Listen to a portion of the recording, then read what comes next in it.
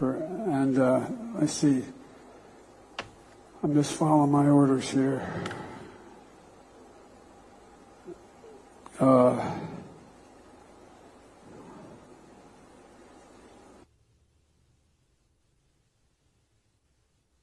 Staff, if anybody haven't spoken to... No, I ain't calling on you. I'm calling on... I said I had 5 questions. Anita from VOA. That's the President of the United States of America. I just... hang on, I'm following my orders here. How utterly embarrassing. That's the Commander-in-Chief.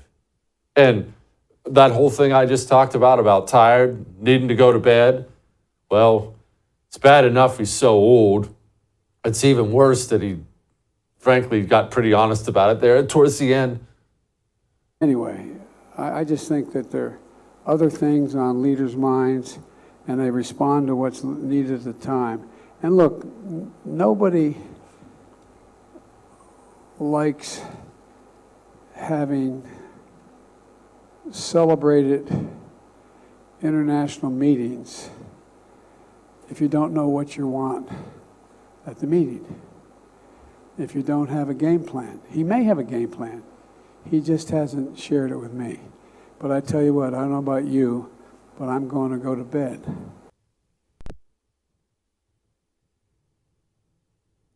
All right, so that brings us to another conversation we can have really quickly here. You see, there's something about politics that makes me laugh. It always makes me laugh. The predictability of what I'm about to say makes me laugh. Politicians, when it comes to running for president, and not just politicians, actually, anybody, but mostly politicians are the ones that run for president, when they're planning on running for president, they do this for many offices, I should know, but president's the worst offender. Whenever they're planning on running, they always, Republican, Democrat, doesn't matter who they are, they always insist they're not running. It's the most universal truth in the world. All of them do this without end. They all do the exact same thing. They follow the exact same steps. The reporters start sticking a microphone in their face. Hey, are you going to run for office? No, I'm no interest. No, I'm not running. Stop asking me. I cannot be president. I have no desire. Not going to be running.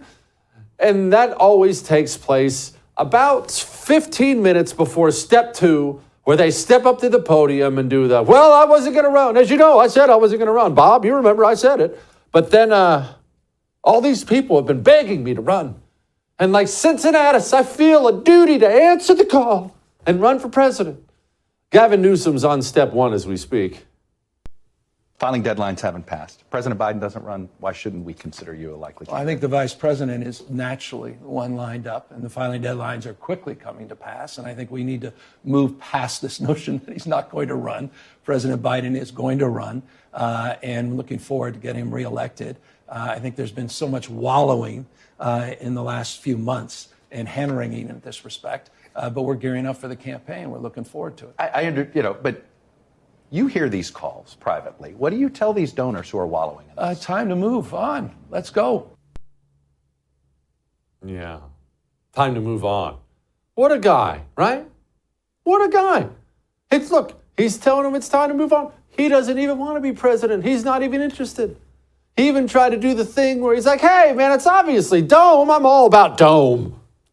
And am I supposed to interpret that comment about the vice president, that if for some reason the president chose not to run at this point, well, that's the everybody rallies around her? It's the Biden-Harris administration. Maybe I'm a You little respect old-fashioned. that. Yeah, Maybe I'm a little old-fashioned about presidents and vice presidents. I was a lieutenant governor, so I'm a little subjective. It's your relationship with the vice president. We knew each other before we were both in politics. The day I got sworn in as mayor, walked across the street. She got sworn in as district attorney.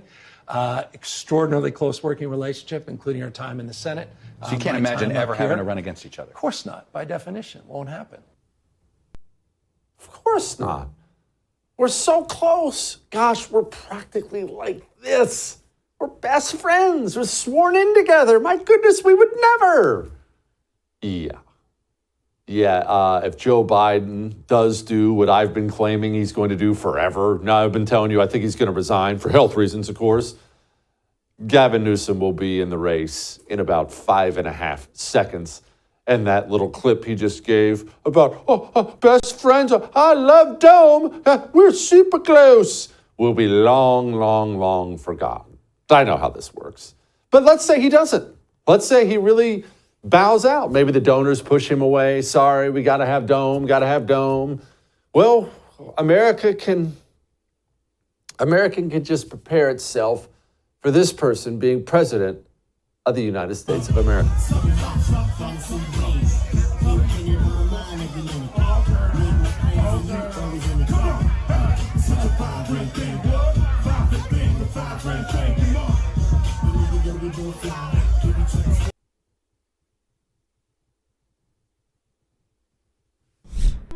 For too long, we've been led to believe that communism is a thing of the past. But the truth is, communism is alive. It's here, and it's infiltrating every aspect of American life. Introducing the Anti-Communist Manifesto by Jesse Kelly, the practical guide for patriots ready to defend our nation from its most dangerous enemy. Discover the shocking extent of communist infiltration in our education system, their alliance with American corporations, and the twisted truth behind environmentalism. This eye-opening book exposes the true face of communism and empowers you to fight back. Join the fight for freedom. Pre-order your copy of the Anti-Communist Manifesto today by going to jessekellybook.com.